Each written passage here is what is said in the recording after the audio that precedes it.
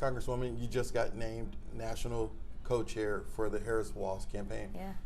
You're a freshman member of Congress. Yeah. What do you hope to do in this new role? I hope to, number one, bring just a different perspective, right? And I think that's the great thing about this campaign is that they are listening to everyone. You see that they're reaching out across the aisle. They're bringing in Republicans, they're bringing in independents, as well as Democrats.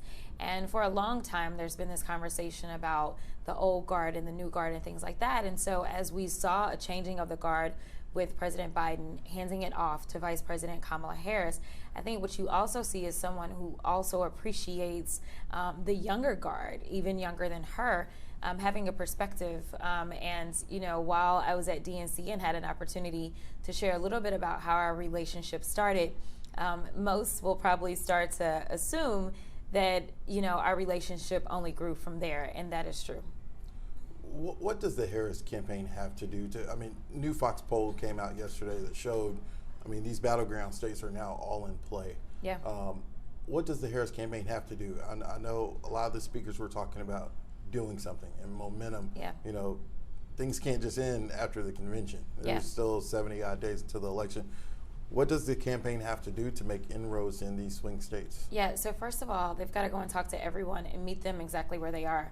You know, a lot of times people want the people to come to them. One of the things that I've done is I've gone out to the concerts and I've gotten on stages with these large crowds where they're definitely not looking to hear from a politician and been able to deliver a message. And so what we're experiencing now is that just this week, they are out in Georgia, but they're not just in Atlanta. They are going to rural Georgia. And I think that that's one of the things that we really have to dig into. If we're going to lose rural America, we need to at least stop the bleeding a little bit. But the reality is that our policies are better for rural America. Take, for example, here in Texas. We know that in rural Texas, we've got hospitals that are shutting down. That's because the Republican-led House, Senate, and the governor refused to expand upon Medicaid, therefore depleting these hospitals of the resources that they need to stay open. Why is it that your life expectancy in rural Texas should be lessened than what it is in urban Texas? It is because of the policies that they're pushing forward with.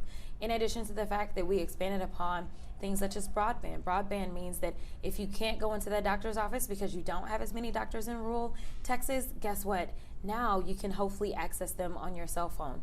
Or, you know, I lived in East Texas, so I know what it's like, where you're relying upon, say, the international plant or international paper plant, or you're relying upon the chicken plant and things like that. And every time there's a threat, or the tire plant, a threat to shut one of those down, it literally can decimate the economy. But with us expanding upon broadband, and this was something that Democrats did, this now means that you can too work from home. And things such as the Farm Bill. So we have an actual message. It's just a matter of we've not actually gone in to inform rural America of the fact that we are fighting for you. We don't just decide to get into office and govern only for a specific segment. We are the type of people that govern for all Americans. And I think that that's really going to be one of the big differences, is that they not only have the energy, but they are actually working for it. When we win in November, it will be because we fought and we earned the win, not because we sat back at Mar-a-Lago hoping that cameras would come to us. You're finishing up your first term in office. Yeah. You know, EBJ is a legend in Dallas. But you've been, in your first 2 years, very visible. Kind of talk about the work that you've done in this district as we wrap up. Oh my goodness. So it's truly an honor of a lifetime to serve. You know, even though I made it clear that I had questions when I first got there. But it's been an honor because, listen, this district has been in great hands for so long. The one thing that I didn't want to do was let her down, but I also didn't want to let the district down. They trusted her when she said, "This is my pick." And I wanted to make sure that they understood that even as she was leaving Congress, that she was still doing everything that she could to be in service to Texas 30. So we've been able to bring a historic amount of money to the district. Now, I have to be perfectly honest and tell you that if it wasn't for the Biden-Harris administration and the democratically controlled House and Senate in the 116th Congress, then I wouldn't have been able to pull down on these dollars. But working very closely with all of my city elected officials, my mayors, the city councils, working with our county government, I'm just really blessed that I actually have some of the best elected officials on the face of the planet, because what they do is they reach out. Because as most know, I spent a lot of time in DC and now I spend a lot of time on the road.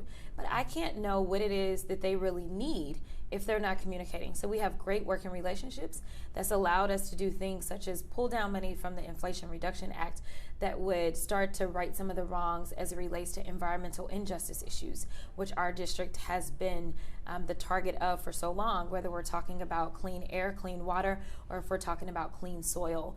I believe that the people in my district should not have their life expectancy cut short because different corporations have decided that we would be a dumping grounds.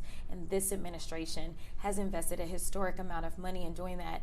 And with our regional administrator Nance, we've been able to pull down on those dollars as well as try to move into the future. One of the last things that I did was there was about a $2 million investment that's being made right there in Cedar Hill. And this is to replace 10 school buses that are diesel with 10 clean, fully electric buses. So not only kind of correcting the wrongs, but also trying to look towards the future. Reconnecting communities is another amazing thing that we were able to do in a historic fashion. We ended up with $80 million.